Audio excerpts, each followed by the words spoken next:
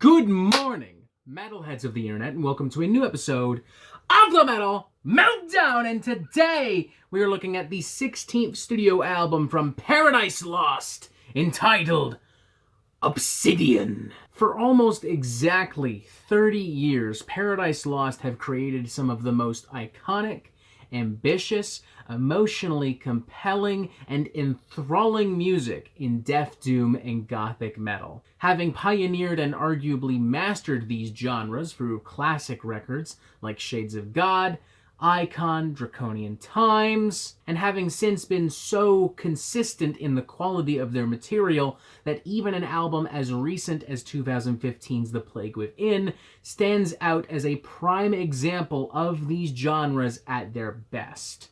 Sure, maybe not every single record in between was perfect. Many fans to this day still turn their heads and cringe at some of the electronic and alternative rock inspired works of the late 90s and early 2000s, and I personally am not a huge fan of the alt metal rager that is their self-titled record. But even in these moments, I give Paradise Lost a lot of credit for never sticking to one sound, to one idea, for always evolving and looking to new areas for inspiration and success. For these reasons, I'd even go as far as to say that Paradise Lost are to death doom and gothic metal what Napalm Death are to grindcore and extreme music. They are the creators, the innovators, and arguably still the best in these respective genres. But here's the thing, ladies and gentlemen, it really doesn't matter what kind of band you are, whether you be Napalm Death, Paradise Lost, or some other third band that you may have named or thought of just now. We are all still human, and as such, we are all still victim to the ravages of time. And as such of that, we all eventually lose a little bit of steam. Not necessarily skill or passion, but steam. And that is something I feel in Obsidian almost right away. It is clear to me that Paradise Lost are no longer interested in bending this genre to their liking. They are more than comfortable becoming, dare I say, a meat and potatoes doom and gothic metal band. Still performing lush, dramatic, emotionally compelling music, but perhaps a little bit more streamlined, a little less adventurous, and a little bit more reliable and even dependable. And honestly, I'm perfectly fine with that, because we have a case here where Paradise Lost doesn't need to do anything big, bold, ambitious, adventurous. Not anymore, at least. They have nothing to prove. They've left their mark. They've made their stamp. They don't need to go above and beyond the Call of Duty, especially when they laid down the groundwork for what the fucking Call of Duty is. And the thing is, they know it. So instead of trying to do those things, they just do what they do best. They went into a studio and they wrote a bunch of damn good, emotionally enthralling and powerful tracks. And I mean that literally, folks. There isn't a single weak track on this record.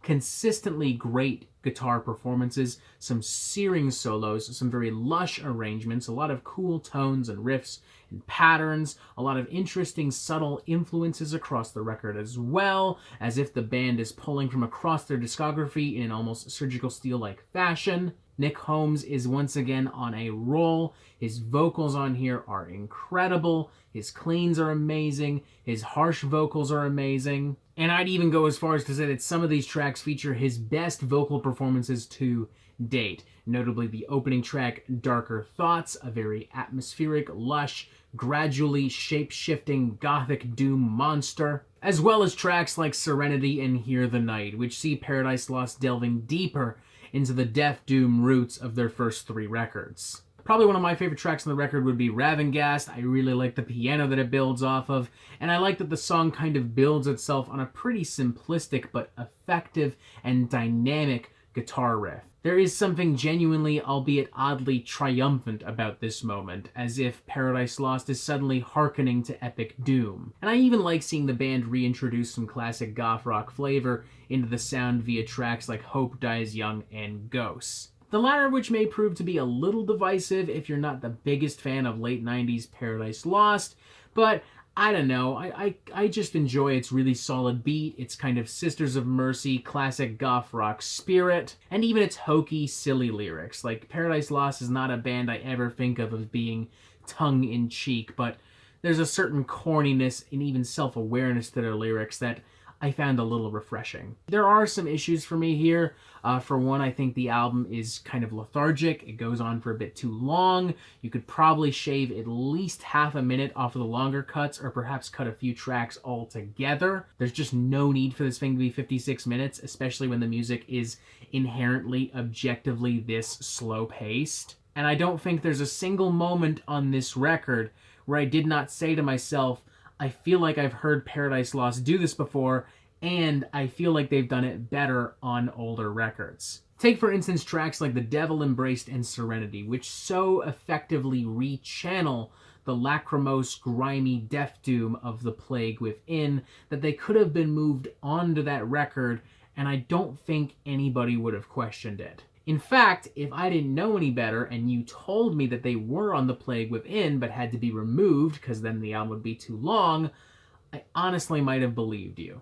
I guess with that in mind, your opinion of this record could depend on your opinion of Paradise Lost as a whole. If you've been with them through the years and you've followed them through all of these phases and you're more than comfortable with where they are now as a band, then Obsidian's going to do just fine for you. But if you're going into this expecting something as gigantic as some of the records we've talked about, this could feel very underwhelming. I'm going to give this album an enthusiastic 3.5 out of 5. It is hardly a perfect record, let alone an original one, but it succeeds at what it needs to succeed at. It just needs to be a new Paradise Lost record, and it does a damn good job at that. One could argue that going forward, an album like this could lead the band into a genuine creative rut, but even if that is the case, I'm pretty certain that their creative rut is going to be a little bit wider than most bands. There's still going to be a lot of room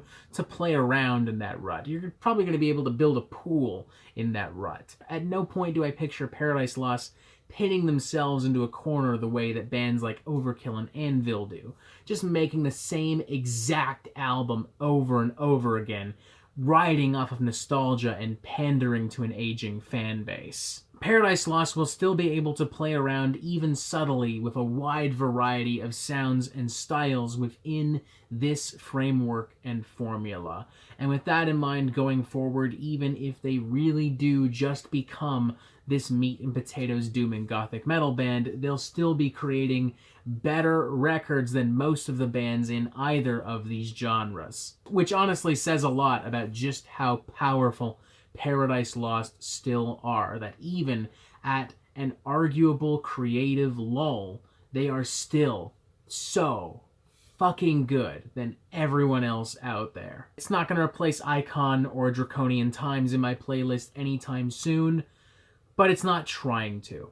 It's only trying to be a new Paradise Lost record, and if that's what you want, you'll be more than fucking satisfied. 3.5 out of 5. It's a good record. And that is it for the Metal Meltdown. I'm not an expert, nor do I claim to be, so what do you think?